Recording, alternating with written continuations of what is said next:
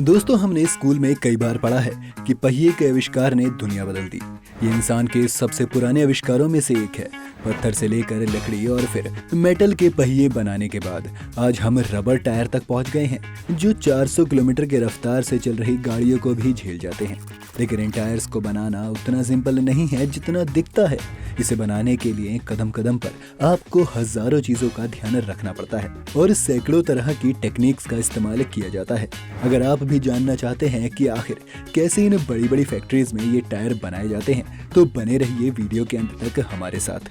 Video शुरू होने से पहले चैनल को सब्सक्राइब करना और बेल आइकन दबाना मत भूलिएगा। टायर बनाने से पहले हमें इसके लिए रॉ मटेरियल इकट्ठा करना होता है।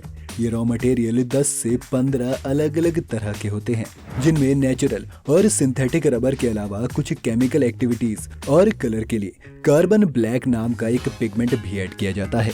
एक बड़ा ब्लेंडर इन्हें पिघलाकर आपस में मिक्स कर देता है, जिसके बाद रूलर्स की मदद से इन्हें रबर की शीट्स में ढालकर काट लिया जाता है।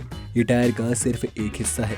इसके बाद पॉलिएस्टर की शीट्स को भी रोल करके एक कैलेंडर नाम की मशीन में डाला जाता है, जहां इसके साथ वार्म रबर को मिक्स कर दिया जाता है। इस रबराइज्ड फैब्रिक को शीट्स की शेप से बाहर निकलने के बाद कॉटन स्ट्रिंग्स की मदद से लेस कर लिया जाता है। इस टेक्सटाइल रबर का इस्तेमाल टायर के बीच के हिस्सों पर किया जाएगा।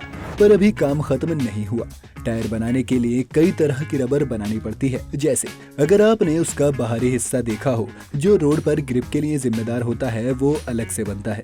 इसे हम ट्रेड कहते हैं। ट्रेड ज्यादा मजबूत होना चाहिए, इसलिए इसे बनाने के लिए 3 रबर की शीट्स को एक डाई में डालकर आपस में मिक्स किया जाता है। इसके बाहर आने के बाद इस पर अलग अलग कलर की स्ट्राइप्स भी पेंट कर दी जाती हैं। जरूरी नहीं है कि ऐसा किया जाए। ये स्ट्राइप्स कुछ कंपनियां लगाती है और कुछ नहीं। अब एक और स्टेप और इसके बाद हम असल में टायर बनाना शुरू कर पाएंगे। रबर का टायर अकेले रोड का सामना नहीं कर सकता, इसलिए इसे मजबूती देने के लिए इसमें स्टील की वायर्स का इस्तेमाल होता है। पहले स्टील की वायर्स को अनकॉइल करते हुए एक मशीन उन्हें सही तरह से अरेंज करती है और उसके बाद एक दूसरी मशीन की मदद से इस स्टील को रबर के ऊपर चढ़ा दिया जाता है। आगे फिर इन स्टील वायर्स को हुप की शेप में निकाल कर अलग रख लिया जाता है। अब हम टायर बनाना असल मायनों में शुरू कर सकते हैं। टायर बनाने की शुरुआत होती है इस रोटेटिंग सिलेंडर पर। इसकी खास बात यह है कि ये सेंटर इन्फ्लेटेड है, यानी वक्त आने पर इसे बीच से फुलाया जा सकता है। उस पर भी आएंगे, लेकिन सबसे पहले देखते हैं कि टायर की शुरुआत कैसे होती है। सबसे पहले इस रोटेटिंग सिलेंडर पर एक एयरटाइट सिंथेटिक रबर की लेयर चढ़ाई जाती है। ये लेयर टायर के सबसे अंदरूनी भाग का हिस्सा बनती है। पुराने टायर में इस लेयर की जगह पर एयर ट्यूब्स होती थी, लेकिन आजकल उनकी जरूरत नहीं पड़ती। इस लेयर के चढ़ने के बाद दूसरी स्टेज पर पॉलिएस्टर और रबर की मदद से जो हमने टेक्सटाइल लेयर बनाई थी, इस पर वो चढ़ाई जाती है और एक वर्कर इन्हें सही लेंथ पर काट लेता है। इसके बाद इसके कोने पर इसी टेक्सटाइल रबर की 2 एक्स्ट्रा प्लाईज इसकी मजबूती के लिए चढ़ा दी जाती है। अब रबर की 2 अलग स्ट्रिप्स को इसके कोनों पर फिर से जोड़ा जाता है। इतना होने के बाद अब बारी है हमारे मेटल हुप्स की, जिन्हें हमने फोल्ड करके रख दिया था। 2 अलग अलग मेटल हुप्स को इसके कोनों पर लाकर रखा जाता है और फिर ये रोलर इसके साइड की एक्स्ट्रा रबर को इन मेटल हुप्स पर ही फोल्ड कर देती है।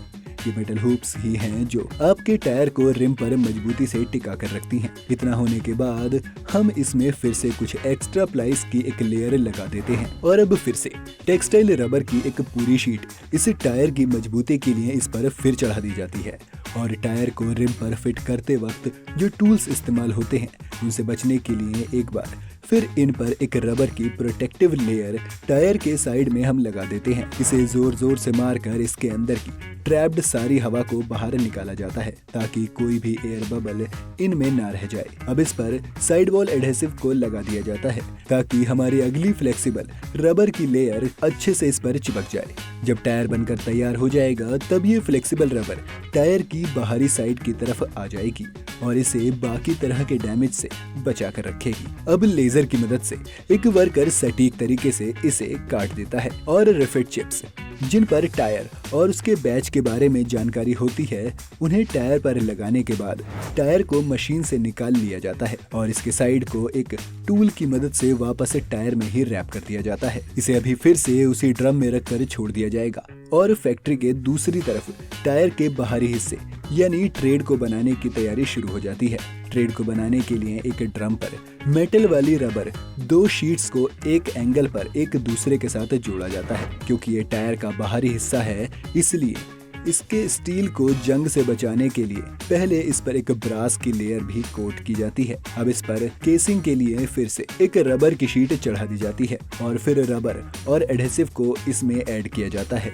ट्रेड लेयर के बनने के बाद इसे रोल करते हुए बहुत सटीक ढंग से काट लिया जाता है और अब एक आयरन की मदद से एक वर्कर इसे सील कर देता है। दूसरी तरफ हमने जो टायर छोड़ दिया था, अब उसका ड्रम बीच से फूलने लगता है और ड्रम के साथ टायर की शेप भी चेंज हो जाती है। इसी पर लाकर अब हमारे बनाए गए ट्रेड को रखा जाता है। ट्रेड के सही से प्लेस होते ही ड्रम टायर को और फुला देता है और अच्छे से ट्रेड के साथ जोड़ देता है। फिर एक रोलर की मदद से टायर पर प्रेशर डाला जाता है ताकि दोनों हिस्से एक दूसरे के साथ अच्छे से चिपक जाएं। अब इसे टायर को यहाँ से निकाल कर एक दूसरी मशीन में डाला जाना है जिसे क्योरिंग मोल्ड कहते हैं। इस क्योरिंग मोल्ड के अंदर एक ब्लेडर पूरे टायर को 170 डिग्री सेल्सियस की स्टीम से भर देता है, जिससे रबर फैलने लगती है और फैलकर क्योरिंग मोल्ड में पूरी तरह फैल जाती है। इस क्योरिंग मोल्ड में ही टायर को अपनी बाहरी शेप भी मिलती है। साथ ही इस तरह से हीट होने के बाद रबर वल्कनाइज हो जाती है, यानी अब वो कमजोर रबर से इलास्टिक और मजबूत रबर में बदल जाता है। टायर को इस मोल्ड से बाहर निकालने के बाद आप एक पूरी तरह तैयार टायर पाते हैं और बाहर आने के बाद रबर के कुछ एक्स्ट्रा हिस्सों को इस पर से काट कर इसे आगे भेज दिया जाता है। तो इस तरह फैक्ट्री में एक टायर बनता है। देखा आपने, एक सिंपल सी चीज बनाने के लिए इन लोगों को कितनी मेहनत करनी पड़ती है। वैसे हम भी ये वीडियोस आपके लिए काफी मेहनत करके बनाते हैं। अगर आप किसी भी विषय पर वीडियो चाहते हैं तो हमें कमेंट बॉक्स में लिखकर जल्दी से बताएं। अगर वीडियो आपको पसंद आई हो तो इसे लाइक और शेयर जरूर करें और चैनल को सब्सक्राइब करना बिल्कुल मत भूलना।